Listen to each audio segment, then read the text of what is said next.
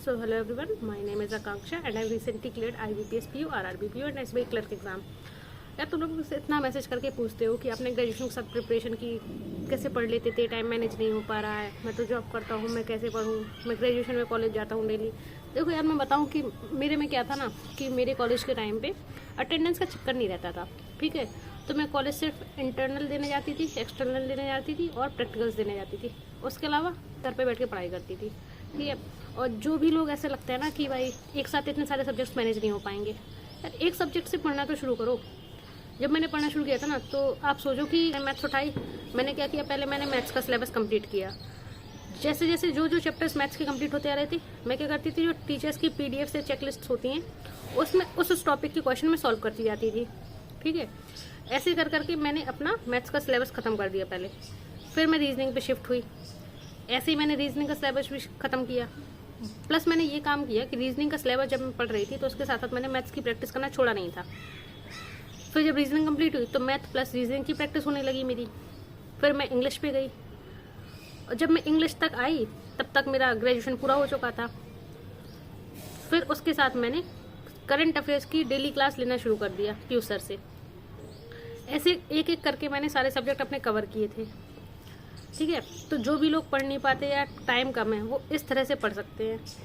मैं समझ सकती हूँ एक साथ 4 सब्जेक्ट पढ़ना बहुत ज़्यादा लेंदी हो जाता है ना।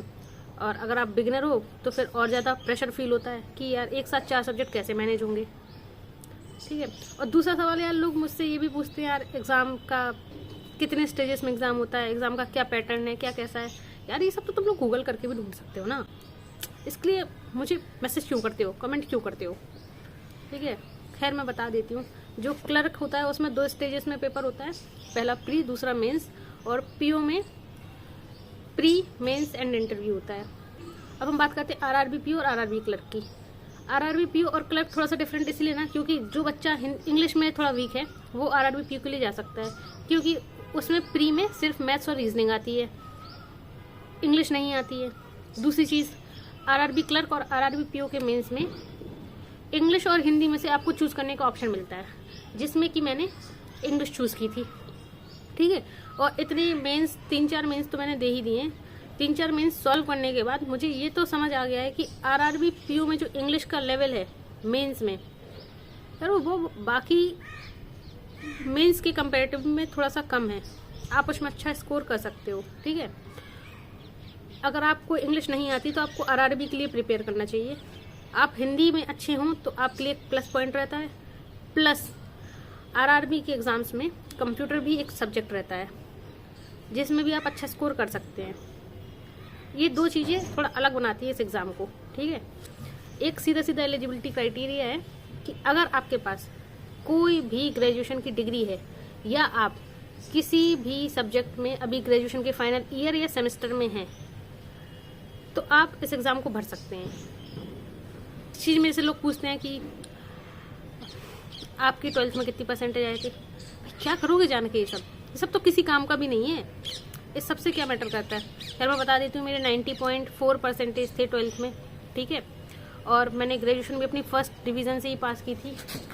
और मैं बता दूँ, मैंने BSc की हुई थी, वो भी जूलॉजी से। तो मेरे मेन सब्जेक्ट्स भी जूलॉजी, बॉटनी और केमिस्ट्री थे। वो सब मैटर नहीं करता आप किस फील्ड से हैं या किससे नहीं है, ठीक है। तो मैं यही बताना चाहूँगी कि SBI PO में अब सिर्फ 62 डेज बचे हैं, ठीक है।